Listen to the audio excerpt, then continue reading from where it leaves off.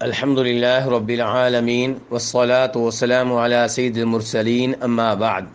کسی نے سوال پوچھا ہے کہ اگر کوئی عورت کو ایسی چیز استعمال کرے جس سے خوشبو آتی ہو اور اس حالت میں گھر سے باہر نکلے تو کیا یہ گناہ ہے؟ تو گزارش یہ ہے کہ بالکل، اگر کوئی عورت خوشبو پہ مبنی کوئی چیز استعمال کرتی ہے اور پھر گھر سے باہر نکلتی ہے اور وہاں سے گزرتی ہے جہاں پہ مرد بیٹھے ہوئے ہیں، وہاں سے گزرتی ہے جہاں پہ غیر مرد موجود ہیں، تو اس کا یہ عمل غلط ہے، حرام ہے اور گناہ ہے۔ اس سلسلے میں چند احادیث آپ کے سامنے رکھنا چاہوں گا۔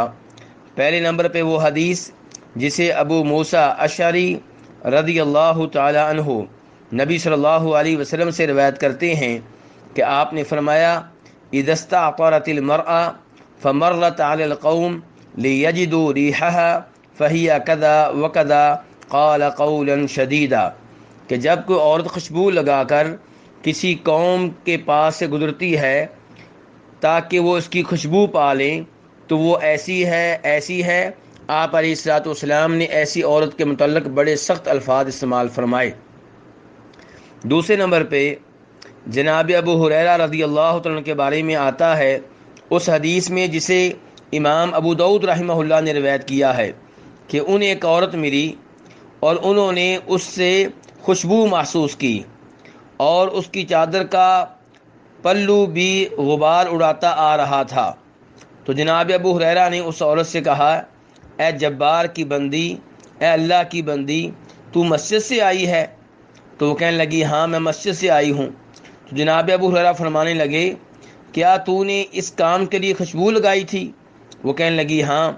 تو جناب ابو ہریرہ نے کہا کہ میں نے اپنے محبوب ابو القاسم صلی اللہ علیہ وسلم سے سنا ہے، آپ فرما رہے تھے جو عورت اس مسجد کے لیے خوشبو لگا کر آئے اس کی نماز قبول نہیں ہوتی حتیٰ کہ واپس جائے اور اس اہتمام سے غسل کرے جیسے کہ وہ جنابت سے کرتی ہے۔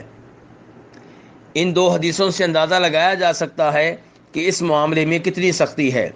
بلکہ اسی بارے میں ایک اور حدیث آتی ہے جسے امام مسلم اور امام ابو داؤد دونوں روایت کرتے ہیں جناب ابو ہریرہ رضی اللہ تعالیٰ عنہ سے کہ نبی علیہ الصلوۃ والسلام نے فرمایا: جس عورت نے خوشبو کی دھونی لی ہو وہ ہمارے ساتھ عشاء کی نماز میں شریک نہ ہو۔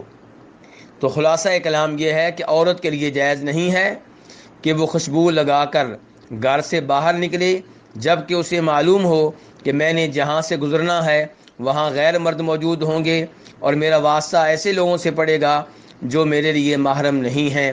اللہ رب العزت ہماری عورتوں کو ہدایت دے اور انہیں نبی علیہ الصلوۃ والسلام کی اطاعت کی توفیق عنایت فرمائے۔